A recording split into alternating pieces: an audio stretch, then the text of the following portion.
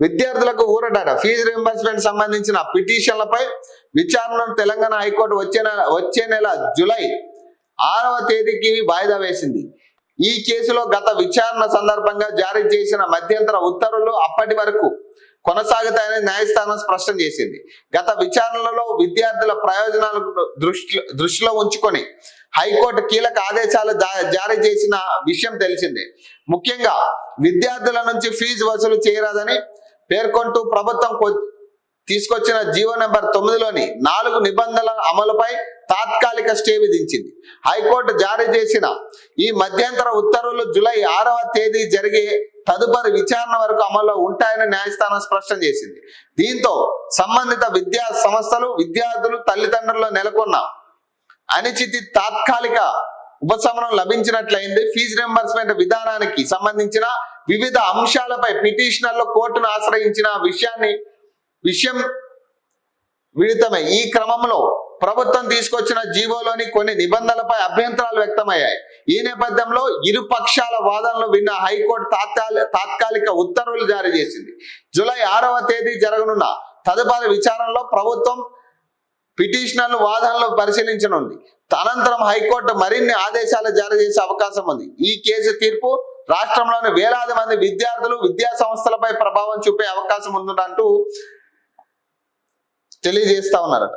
So అసలు ఎంత ఘోరమైన పరిస్థితి అంటే ఆఖరికి ఫీజు రీయింబర్స్మెంట్లు అడగడానికి కూడా యాక్చువల్ ప్రభుత్వంలో ఎవరుంటే విద్యాశాఖ మంత్రా లేకపోతే ఆ ముఖ్యమంత్రి వాళ్ళని అడిగితే వాళ్ళు దీనికి సానుకూలంగా స్పందించే పరిస్థితి ఉండాలి. వాస్తవానికి ప్రభుత్వ పెద్దలను అడిగే పరిస్థితి ఉండాలి. చూడండి, ఇక దీని ఫీజు రీయింబర్స్మెంట్ వ్యవహారంలో కూడా పాపం విద్యార్థులు కోర్టు మెట్లు ఎక్కాల్సిన పరిస్థితి. ఇక రాష్ట్రంలో ఈ రాష్ట్ర ప్రభుత్వం నాకు తెలిసి 2.5 సంవత్సరాల్లో ఏ సమస్య వచ్చినా కోర్టు మెట్లు ఎక్కాల్సిందే. అంటే ఆ స్టేజ్కి తీసుకొస్తా ఉంది. అంటే ఏ సమస్య వచ్చినా, ఇప్పుడు విద్యార్థుల సమస్య అయినా, లేకపోతే నిరుద్యోగుల సమస్య అయినా, లేదు ఈ సర్పంచులకు సంబంధించిన పెండింగ్ బిల్లుల వ్యవహారం అయినా, లేదు రిటైర్ ఎంప్లాయీస్ కి సంబంధించిన బకాయిల విషయంలో అయినా, లేకపోతే ఇప్పుడు అది మన ఆరోగ్యశ్రీ సేవలకు సంబంధించిన విషయంలో అయినా, అన్ని విషయాల్లో కూడా కోర్టు మెట్లు ఎక్కాల్సిన పరిస్థితి.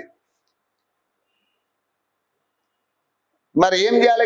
ప్రభుత్వం స్పందించే పరిస్థితి లేదు. ఇక్కడ ప్రభుత్వంలో స్పందించడానికి ఎవరు లేకుండా పోయారు.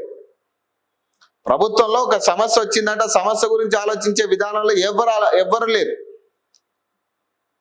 ఒక సమస్య వచ్చింది, అది ప్రభుత్వానికి వ్యతిరేకంగా ఉందంటే చాలుగా ఆ సమస్య మనది కాదన్నట్టుగానే ప్రభుత్వం పట్టించుకునే పరిస్థితి లేదు. అదే కోణంలో ఈ ఫీజు రీయింబర్స్మెంట్ కూడా చేరుతుంది. ఎంతో మంది విద్యార్థులు వాళ్ళ భవిష్యత్తు కోసం అమలు చేసే ఈ ఫీజు రీయింబర్స్మెంట్ విషయంలో కూడా వాళ్ళు ఇబ్బంది పెట్టే ప్రయత్నం చేస్తామన్నారు. వాళ్ళ భవిష్యత్తు ఏంది మరి? ఇప్పుడు దీని మీద ఆధారపడి ఎంతమంది పేద విద్యార్థులు చదువుకోవడానికి సిద్ధమయ్యారు. ఇప్పుడు వాళ్ళ పరిస్థితి ఎట్లా? వాళ్ళు ఇన్ని లక్షలు కట్టాలంటే ఎక్కడ కడతారు?